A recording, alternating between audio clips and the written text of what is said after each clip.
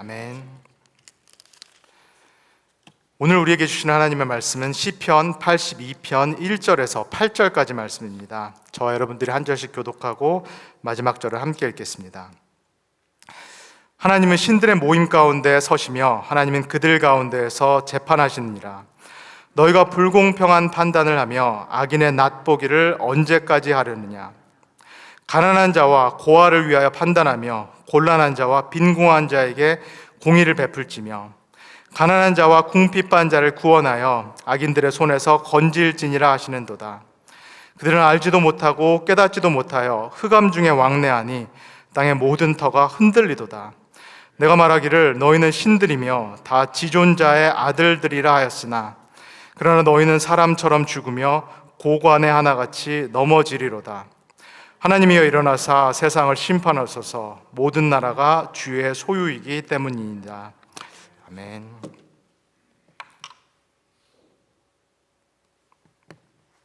안녕하세요. 토요일 아침 예배에 나오신 모든 분들을 주님의 이름으로 진심으로 환영합니다.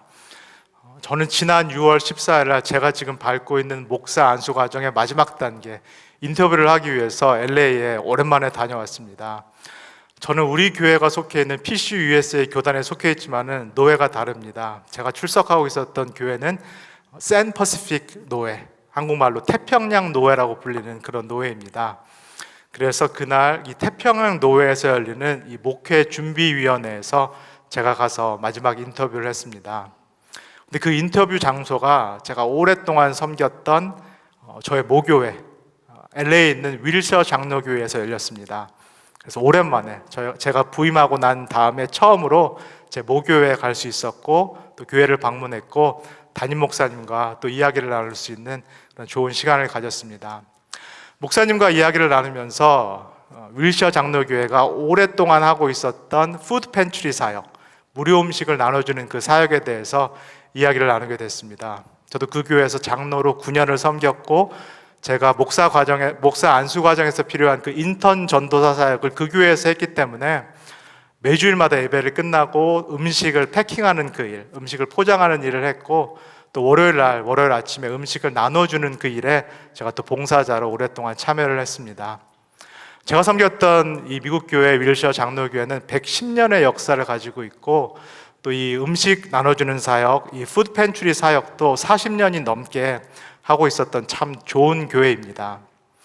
특별히 제가 월요일 8시부터 음식을 나눠줬는데 이 월요일 아침에 음식을 나눠주는 그 사역에서 제가 맡았던 일은 맨 앞에서 접수와 등록을 받는 일이었습니다. 미국 교회였지만은 LA 한인타운에 있었기 때문에 이 음식을 받으러 오시는 많은 분들 중에서 한국 어르신들도 많이 계셨습니다. 그래서 자원봉사자 중에서 유일하게 한국말을 할 수 있다는 이유로 제가 맨 앞에서 접수와 또 등록을 받는 그런 일을 했습니다. 근데 접수와 등록을 받는 사람으로서 꼭 지켜야 되는 한 가지 수칙, 한 가지 규칙이 있습니다. 오시는 분들의 신분증을 보고 이분들의 주소를 확인하고 이분들의 가족 수가 몇 명인지를 제가 서류에 기재해야 되는 일, 그것이 제가 꼭 지켜야 되는 그런 규칙, 수칙입니다. 이 교회에서 하고 있는 푸드 팬트리 사역, 음식을 무료로 나눠주는 이 사역이 정부의 보조 또 지원을 받고 있었고 비영리 단체의 지원을 받고 있었기 때문에 정부에서 요구하는 그리고 비영리 단체에서 요구하는 그 규칙을 제가 반드시 지켜야 했습니다. 근데 거기에 오시는 모든 분들이 이 주소지를 확인할 수 있는 그 신분증, 운전면허증과 같은 그런 신분증을 가지고 오셨을까요? 집 코드를 확인해서 그 지역에 속하신 분들만 사실은 우리 교회에 와서 이 음식을 받을 수 있겠는데 모든 분들이 이 신분증, 면허증을 갖고 오셨을까요? 제가 매주 신분증을 갖고 오시지 않으시면 주소를 확인할 수 없으면 음식을 드릴 수 없습니다 라고 광고를 해도 다음 주에 똑같은 분들이 신분증 없이 계속 음식을 받으러 오십니다. 이분들이 왜 그러실 수밖에 없을까요? 우리가 소위 말하는 서류 미비자들, undocumented people들이기 때문입니다. 이분들이 월요일 아침에 푸드 팬츄리가 아침 8시에 열리는데 새벽 4시, 새벽 5시부터 교회 앞에서 줄을 서 계십니다. 그리고 문이 열리면은 등록과 접수를 받기 위해서 제 앞으로 옵니다. 그렇다면 제가 어떻게 해야 될까요? 원칙과 규칙을 지켜서 들어오실 수 없습니다. 등록해 드릴 수 없습니다. 라고 하는 것이 맞을까요? 아니면 사실은 원칙 위반인데, 사실은 규정 위반인데, 그럼에도 불구하고 이분들을 받고 통과시켜 드려서 음식을 받을 수 있도록 도와드리는 것, 이것이 옳을까요? 어떤 것이 하나님의 뜻이고 어떤 것이 하나님께서 기뻐하시는 그런 일이었을까요? 오늘 함께 읽은 이 시편 82편은 규정하기가 어려운 참 독특한 시편입니다. 마지막 절 8절이 기도로 끝나기 때문에 이 82편도 일반적인 기도 시편처럼 그렇게 들립니다. 그러나 저와 여러분이 함께 읽은 것처럼 내용을 보면은 우리가 하나님께 올리는 기도라기보다는 하나님께서 우리에게 하시는 말씀처럼 들립니다. 그래서 기도 시편이라기보다는 하나님의 말씀 그리고 하나님의 설교처럼 들립니다. 그렇다면 이 하나님의 말씀, 하나님의 설교가 어떻게 시작하나요? 1절을 한번 다시 읽겠습니다. 시작. 하나님은 신들의 모임 가운데 서시며 하나님은 그들 가운데에서 재판하시느니라. 이 하나님의 설교는 제 설교처럼 서론부터 이렇게 시작하는 것이 아니라 조금은 갑작스럽게, 조금은 느닷없이 그렇게 시작합니다. 그리고 우리가 전혀 예상하지 못했던 내용, 뜻밖의 내용이 설교 처음에 등장합니다. 하나님이 신들의 모임 가운데 서셔서 신들을 재판하신다. 질문을 한번 드려보겠습니다. 세상에 신들이 얼마나 많이 있나요? 세상에 존재하는 신들이 몇 명인가요? 다른 종교들은 어떻게 말할지 모르겠지만은 우리 기독교 그리고 유대교는 이 세상의 신들이 아무도 존재하는 것이 아니라 유일하신 하나님 한 분만 존재한다라고 그렇게 신앙 고백합니다. 우리 기독교 그리고 유대교는 다신사상, 영어로 폴리티이즘이 아니라 유일신사상, 하나님은 한 분이시다, 모노테이즘입니다. 그렇다면은 이 구절을 하나님께서 신들 가운데, 많은 신들 가운데 좌정하셨다가 일어나셔서 이들을 판단하신다라는 이 구절을 우리가 과연 어떻게 이해하고 어떻게 해석해야 될까요? 바로 이런 부분들이 우리가 성경을 어떻게 해석하고 이해해야 되는가를 알려주는 좋은 단서가 됩니다. 성서는 하나님의 말씀이지만 동시에 인간이 쓴 글이기도 합니다. 하나님의 말씀이자 고대 근동의 문헌이 우리가 함께 읽고 있는 성서입니다. 그래서 성서를 무조건 문자주의적으로 읽는 것도 피해야 되지만 동시에 성서를 우리의 현대적인 세계관, 우리의 과학적인 지식으로 읽어서도 안 되겠습니다. 이스라엘 백성은 그 당시에 고대 근동 문화권에 속해 있기 때문에 그 당시 많은 사람들과 동일하게 처음에는 신들이 이 세상에 참 많이 있다라고 그렇게 믿었습니다. 그래서 특별히 인간사에 일어나는, 역사에 일어나는 일들에 신들이 관여하고 있다.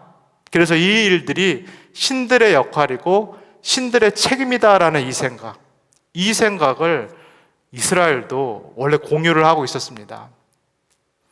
아브라함도, 하나님께 부르심을 받기 전에 아브라함도 고대 근동의 사람이었기 때문에 이런 생각을 공유하고 있었고, 출애굽 사건을 통하여서 이 하나님을 경험하기 전에 이스라엘 백성들도 마찬가지로 고대 근동의 사람들이었기 때문에 이런 사상을 공유하고 있었습니다. 그러나 부르심을 받고 그리고 출애굽을 하고 유일하신 하나님, 이 세상에 다른 신들이 존재하는 것이 아니라 하나님은 한 분이시고 유일하시다라는 것을 경험적으로, 체험적으로 깨닫기 시작하는 이 이스라엘 공동체는 이제 다른 신들은 존재하는 것들이 아니다. 가나안 땅에 들어가건 바벨론 제국에 들어가건 이 모든 세상에 존재한다라고 믿어지는 다른 신들은 사실은 신들이 아니다. 그런 존재들은 없다라는 이 신학을 점진적으로 천천히 발전시키기 시작합니다. 그렇다면은 하나님은 한 분이신데 이 한 분 하나님이 이 세상을, 이 역사를 어떻게 다스리시는가? 하나님께서는 당신께서 선택하시는 인간들을 통하여서, 인간 지도자들, 위정자들을 통하여서 세상과 역사를 운행하신다라는 이 독특한 신학을 이스라엘이 발전시키기 시작합니다. 하나님께서 세우신 왕, 제사장, 그리고 예언자들과 같은 이 인간 지도자들, 기름 부음 받은 이 위정자들을 통하여서 하나님께서 이 세상을 다스리시고 역사하신다라는 이 신학, 이 세계관을 이스라엘이 발전시키기 시작합니다. 그렇다면 우리가 지금 읽는 1절의 구절, 82편 1절을 어떻게 해석하는 것이 옳을까요? 하나님께서 신들의 모임 가운데 일어나셔서 그들을 재판하신다. 이 이야기는 하나님께서 그가 세우신 인간 지도자들, 인간 사역자들과 함께 모임을 여셨고, 하나님께서 그 가운데서 일어나셔서 이 인간 지도자들, 인간 위정자들을 지금 판단하고 심판하고 계시다. 이렇게 이해할 수 있겠습니다. 하나님께서 마치 한 국가의 대통령이 되셨고, 그래서 국무회의를 소집하셨고, 장관들이라든가 각 부처 책임자들을 모아놓고 지금 각 책임자들을 판단하고 또 심판하시고 있는 이 장면, 이 자리에서 지금 하나님께서 뭐라고 말씀하시나요? 우리 2절을 함께 읽겠습니다. 시작. 너희가 불공평한 판단을 하며 악인의 낫 보기를 언제까지 하려느냐. 말씀드린 대로 이스라엘은 고대 근동의 다른 나라들과는 다르게 하나님께서 어떤 영적 존재들, 다른 신들에게 권한을 부여하신 것이 아니라 하나님께서 그가 세우신 인간 사역자들, 위정자들을 통해서 이 세상 역사를 다스리신다라고 믿습니다. 하나님께서 그들에게 권한을 주셨기 때문에 이들은 이제 하나님의 뜻에 따라서 하나님이 직접 다스리는 것과 마찬가지로 이 세상, 이 역사를 통치해야 될 그 책임, 그 권한을 부여받습니다. 그러나 지금 하나님께서 이 세상 지도자들, 위정자들에게 이렇게 심판의 말씀을 전합니다. 너희가 불공평한 판단을 하며 악인의 낫보기를 언제까지 하려는가?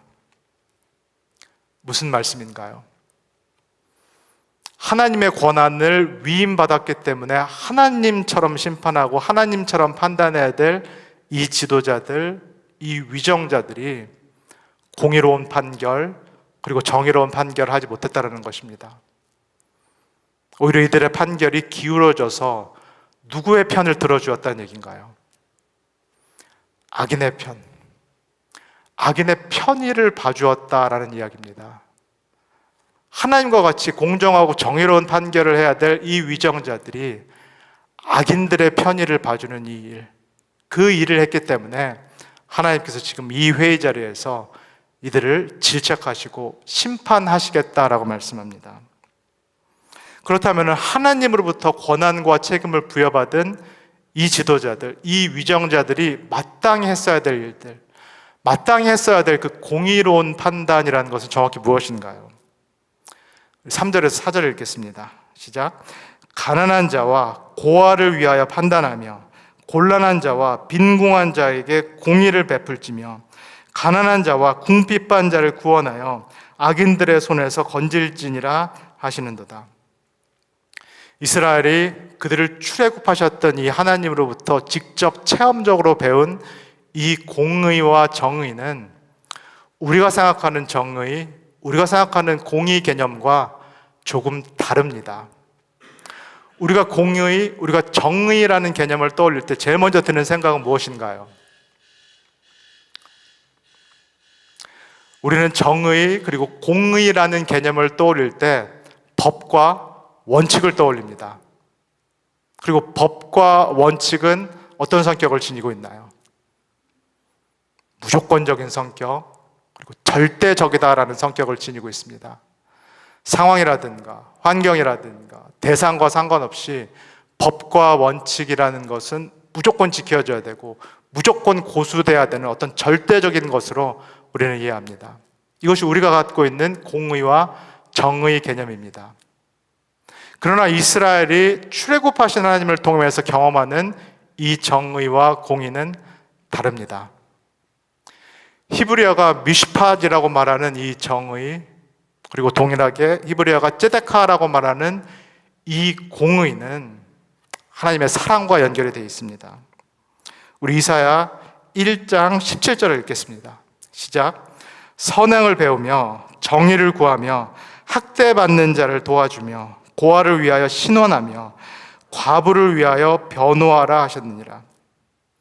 하나님께서 행하라고 말씀하시는 이 선행, 그리고 적극적으로 추구하고 구하라고 말씀하시는 이 정의와 공의는 무엇과 연결되어 있나요? 가난한 사람들, 사회 변방에 내몰린 사람들, 그리고 고아와 미망인과 외국인처럼 사회적인 그리고 경제적인 보호막이 없는 사람들, 이 사람들에 대한 특별한 관심, 하나님의 특별한 사랑과 연결되어 있습니다. 성경이 말하는 정의와 공의, 성경이 말하는 미슈팟과 ጼ데카는 이 사람들에 대한 하나님의 특별한, 하나님이 이 사람들을 편애하시는 거 아닐까, 하나님이 이 사람들만 특별히 사랑하시는 거 아닐까 정도로 느껴지는 이 하나님의 사랑, 히브리어가 헤세드라고 말하는 이 하나님의 특별한 관심과 사랑과 연결이 되어 있습니다. 성서가 말하는 정의와 공의는 차디찬 법치주의라든가 완고한 원칙주의가 아닙니다. 오히려 성서가 말하는 하나님의 정의와 공의는 하나님의 헤세드, 이 억눌린 사람들에 대한 하나님의 깊은 관심과 깊은 사랑과 연결이 되어 있습니다. 그리고 이 정의와 공의는 반드시 이들에 대한 하나님의 깊은 사랑과 깊은 관심을 통해서 구현되어야 된다는 것, 실현되어야 된다는 것이 성서 전체에 흐르고 있는 하나님의 정의, 그리고 하나님의 공의 개념입니다. 그래서 사회적인 약자들을 돌보고 사랑해야 될 이 하나님이 세우신 지도자들, 위정자들이, 이들이 공의와 정의만 내세우고 하나님의 헤세드, 하나님의 사랑을 무시한 판결을 했을 때 하나님께서 이들을 심판하신다라고 말씀합니다. 그렇다면은 지금 불의한 사람들의 편의를 봐주고 있는 이 지휘관들, 이 지도자들이 자신의 지위를 박탈당할 정도, 자신의 권한을 모두 뺏길 정도의 심각한 준엄한 하나님의 심판을 받는 그 이유는 무엇일까요? 5절을 함께 읽겠습니다. 시작. 그들은 알지도 못하고 깨닫지도 못하여 흑암 중에 왕래하니 땅의 모든 터가 흔들리는도다. 사회적인 약자들이 아니라 사회적인 강자들의 편을 들어주고 있는 이 지도자들, 이 위정자들, 법과 원칙만 내세운 채 하나님이 원하시는 이 약자들에 대한 사랑, 이 헤세드를 무시한 채 이 판단을 내리고 있는 이 위정자들이 하나님의 심판의 대상이 되는 이유는 무엇인가요?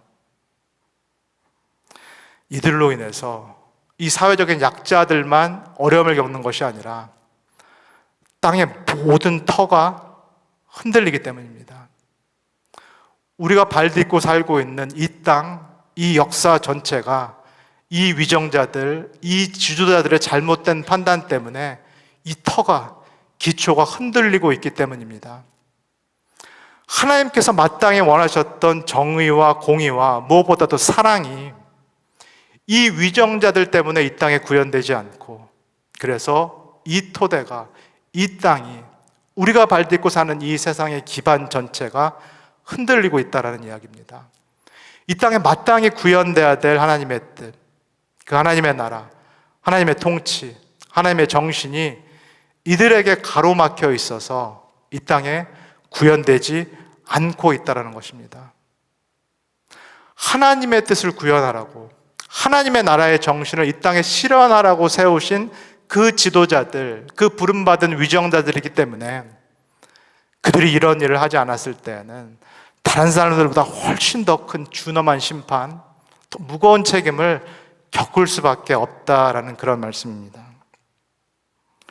우리 이사야서 1장 21절에서 23절까지를 한번 읽겠습니다. 시작.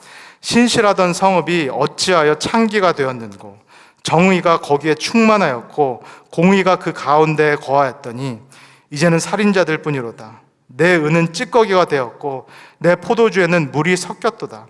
내 고관들은 패역하여 도둑과 짝하여 다 뇌물을 사랑하며 예물을 구하며 고아를 위하여 신원하지 아니하며 과부의 송사를 수리하지 아니하는도다. 하나님의 심판은 단순히 이스라엘 지도자, 위정자들에게만 임하는 것이 아닙니다. 하나님께서는 이스라엘 공동체 전체에게 이 책임을 물으십니다. 이스라엘 공동체는 하나님께 예배를 잘 드렸고 기도도 많이 했고 헌금을 드렸고 하나님께서 요구하시는 것을 많이 했다라고 믿었습니다.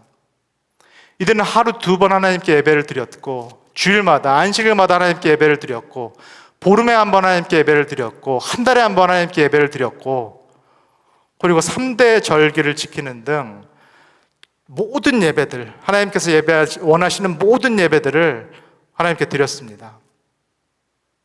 그리고 하나님께서 원하시는 모든 것들을 했다라고 믿었습니다.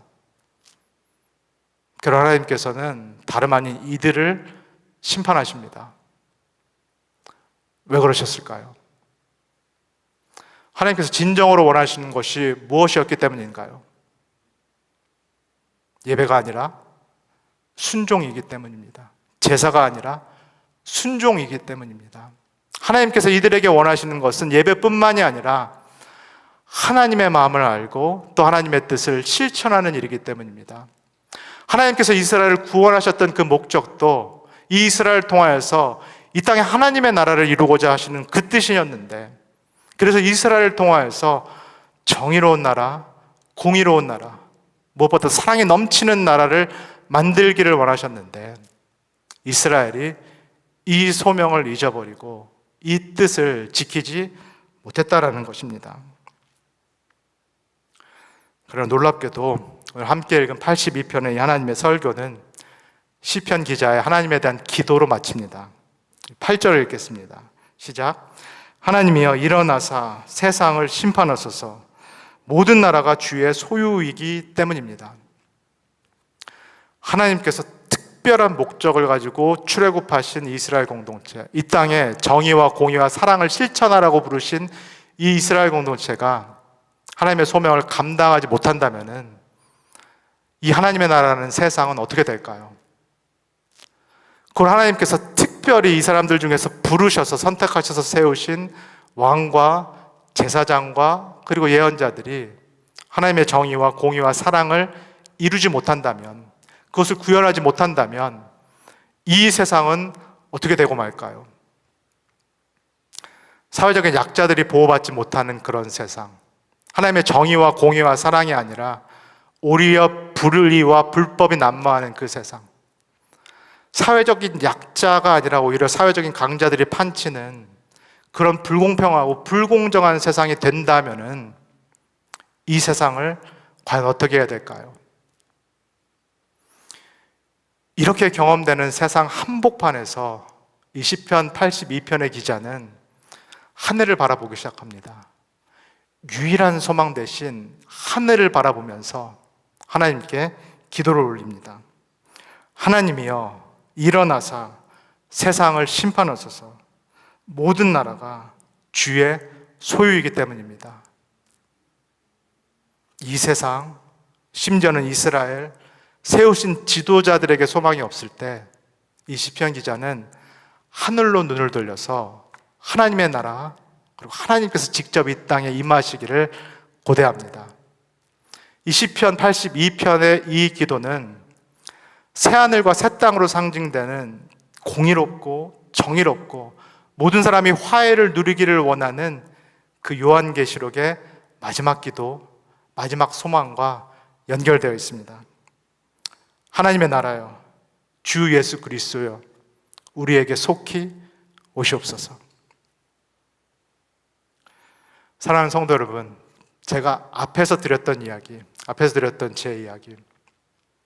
이 푸드 팬츄리 음식을 나눠주는 사역을 하면서 규정을 지켰어야만 됐고, 그래서 신분증을 보고 주소지를 확인하고 나서 음식을 드렸어야 되는 제 상황.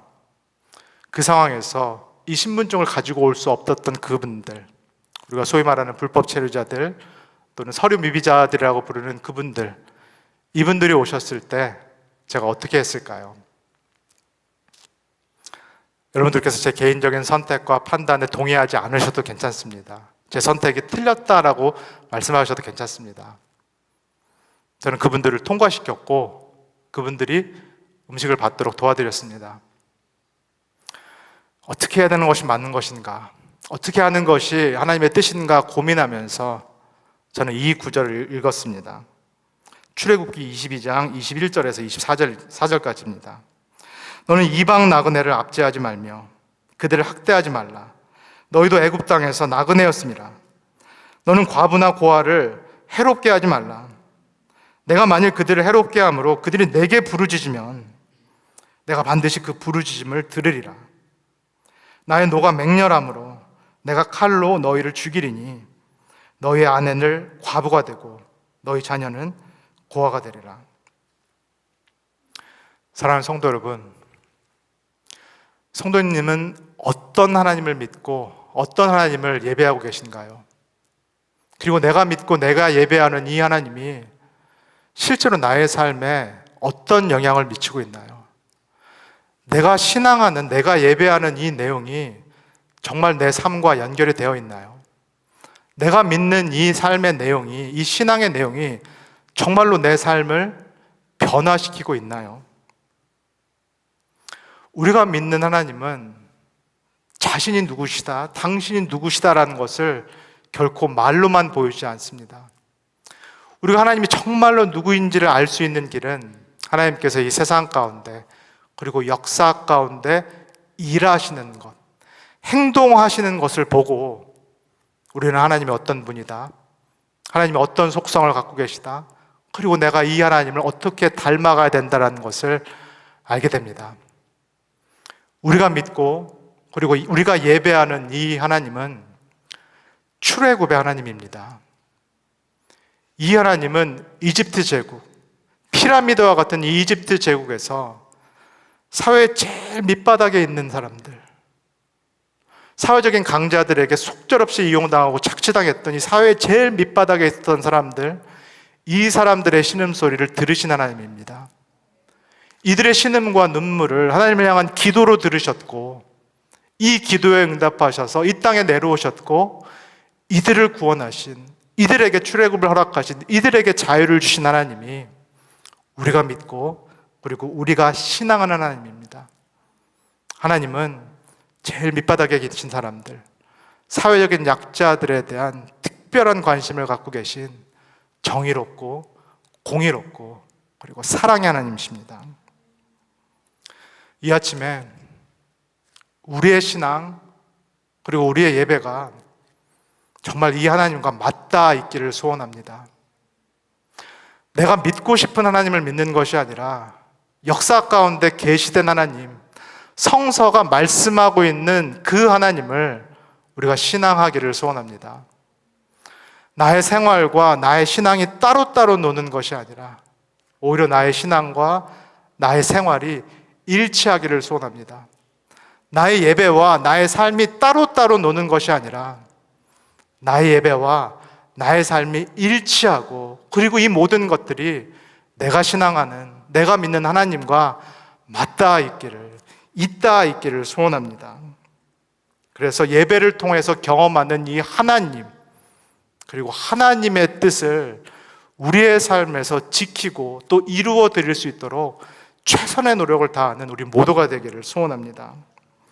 오늘의 삶과 우리의 신앙이 한 발짝이라도 더 정의로운 삶, 한 발짝이라도 더 공의로운 삶, 무엇보다도 이 사회에서, 오늘날 21세기에서도 마찬가지의 일이 벌어지고 있는 이 사회에서 사회적인 약자들, 사회 변방에 내몰린 사람들, 가난한 사람들, 특별히 고아와 미망인과 외국인같이 이 땅에 발붙일 곳 없는 그런 사람들, 어떤 보호막이 없는 그런 사람들을 위해서 우리의 삶을 드릴 수 있는, 또 우리의 교회의 어떤 사역이 집중될 수 있는 이 일이 우리에게 일어나기를 소원합니다.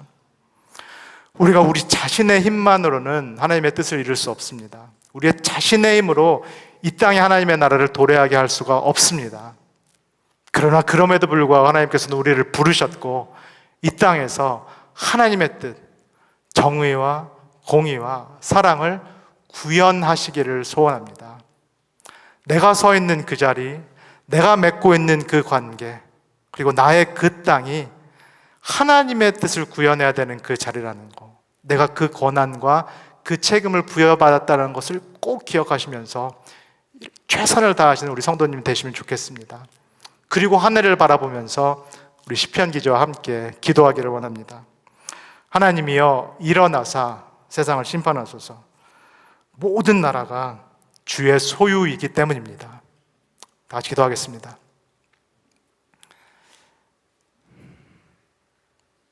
사랑해 주님 감사합니다. 오늘 시편 기자의 말씀을 통하여서 다시 한번 우리의 소명과 우리의 사명을 깨닫게 됩니다. 우리가 하나님을 닮아가고자 신앙생활을 하고 하나님의 형상을 회복하고자 신앙생활을 하고 또 하나님의 뜻을 이 땅에 구현하고자 신앙생활을 하고 있음을 다시 한번 주님께 고백합니다. 하나님은 정의롭고 공의로우실 뿐만 아니라 무엇보다도 사회적인 약자에 대한 특별한 관심, 편애할 정도의 애정을 갖고 계신 그 헤세드의 하나님이라는 것을 우리가 말씀을 통해서 다시금 깨닫습니다. 하나님, 이 말씀을 듣는 우리가 이 하나님의 뜻을 이 땅에 구현할 수 있도록 우리를 축복하여 주시옵소서. 나의 하루의 삶이 반발짝이라도 더 정의롭고 공의롭고 그리고 사회적인 약자를 돌보는 그 사랑의 삶이 될 수 있도록 우리 모두를 축복하여 주시옵소서. 감사드리며 예수님의 이름으로 기도합니다. 아멘. 주기도문 하시고 각자 기도하도록 하겠습니다. 하늘에 계신 우리 아버지여, 이름이 거룩히 여김을 받으시오며 나라에 임하옵시며 뜻이 하늘에서 이룬 것 같이 땅에서도 이루어지이다. 오늘날 우리에게 일용할 양식을 주옵시고 우리가 우리에게 죄진 자를 사하여 준 것 같이 우리의 죄를 사하여 주옵시고 우리를 시험에 들게 하지 마옵시고 다만 악에서 구하옵소서. 나라와 권세와 영광이 아버지께 영원히 있사옵나이다. 아멘.